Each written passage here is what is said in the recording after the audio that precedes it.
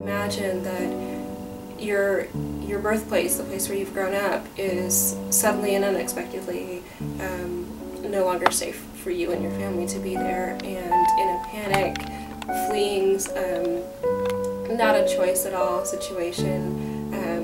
escaping and crossing an international boundary into a neighboring country, and getting there and not having the right to work in that country, not having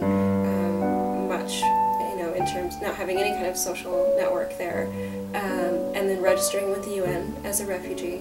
It might be that you're coming from a career in a country where you have had a two-story home and all the amenities, and this feels small and claustrophobic to you. And then you're told that the assistance that you're being given for rent, etc.,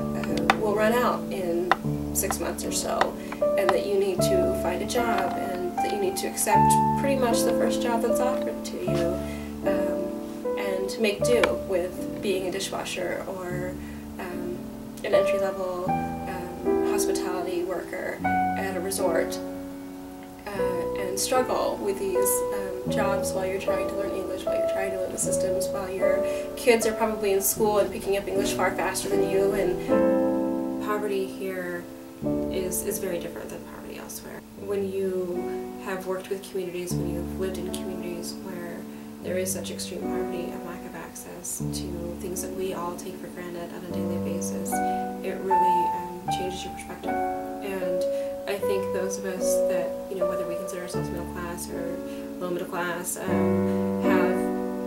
the privilege of having access to resources and the access to education that others don't have, then there's a moral responsibility to doing what we can to help others